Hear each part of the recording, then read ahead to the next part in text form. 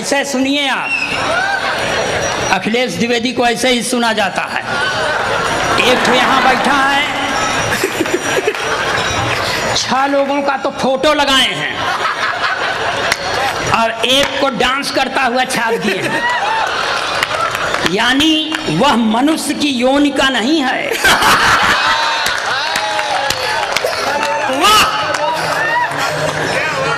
मनुष्य रूपेण वानराः चरन्ति। वाह जैमिनी जी वाह।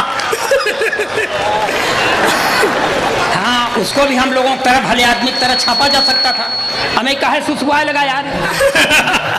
क्यों सुसुआने लगा? इसको एक जगह ठीक कर दे भाई, इसको ठीक कर दे भाई।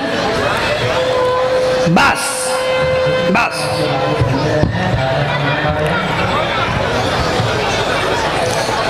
पिछले साल इसी कवि सम्मेलन में मैं भी आया था, गद्दे पर बैठा था। इस बार आप लोगों का माने आरती जो हरियर समिति है वो प्रोन्नति कर गई, सोफा लगा दिया। सोफा इसलिए लगा दिया कि एक ठीक से बैठ ही नहीं सकता था। तो आप लोग मन लगाइए। मैं वहां से कौन चिल्ला रहा है यार? वहाँ पिंडदान का मंत्र पढ़ा जा रहा है। अरे भाई यार, बहुत डर लगता है कहीं इसके बाद वहीं न जाना पड़े। जाना तो एक दिन है ही, आखिर में आ ही गए अब आज, वरना ले जाना पड़ता। किराए के पैसे बचेंगे। अरे यार बीच में ना बोल यार, बीच वालों से हमारा जान दिया गए हो। कोनो शुभ काम भैल बीच वाले चल आवले। अब बीच में मत बोलना, नहीं ऐसा शराब दे दूंगा कि गोरखपुर में जन्म हो जाएगा। मैं जीर्ण शीर्ण देह यष्टिधारी, यार इस सौतेले भाई को यहां से भगा दो भाई साहब। जा गद्दा बैठ जाता हूं कुर्सी पे यार, या तो भगा दो या हम ही को भगा दो। जब हम थे कुत्ते की तरह भौंकने के लिए तो इसको क्यों बुला लिए?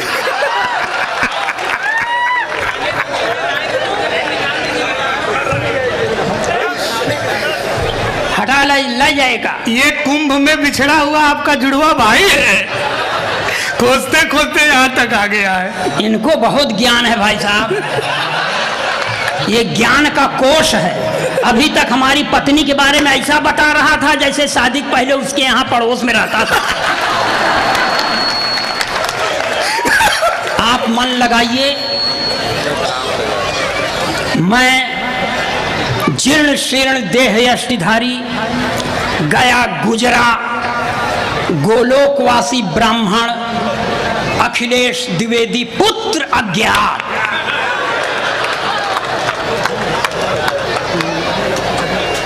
आपको भी मालूम है क्या सर कि हमें अपने बाप का नाम नहीं मालूम है? अब नहीं मालूम है तो नहीं मालूम। सर मैं हाई स्कूल में पढ़ रहा था तो मेरे अध्यापक ने मुझसे कहा था खड़े हो जाओ, मैं खड़ा हो गया था। अध्यापक ने फिर कहा कि तुम्हारा नाम, मैंने कहा अखिलेश द्विवेदी। अध्यापक ने फिर पूछा तुम्हारे बाप का नाम, मैंने कहा नहीं मालूम। तो अध्यापक ने कहा जब तुमको अपने बाप का नाम नहीं मालूम तो जाओ मंचों पर कविता करो, जिंदगी में कुछ नहीं कर सकते। तो आपको कह रहा हूं आपसे कि कबीर की तरह जिसको अपने बाप का नाम नहीं मालूम वो असली कवि। वाह वाह कर रहा है। अच्छा मान लेता है अपने कवि, मान ले, माने में का ठिकाना है? कोनो गलती की हो क्या? आप थोड़ा सा यहाँ से जगें। मैं आप लोगों के सम्मान में पढ़ता हूँ कि मुझको तेरे शहर से इतना लगाव क्यों है? वाह! मुझको तेरे शहर से इतना लगाव क्यों है? इन प्यार के रिश्तों में इतना खिंचाव क्यों है? मैं दूर रहना चाहूं पर दूर रहना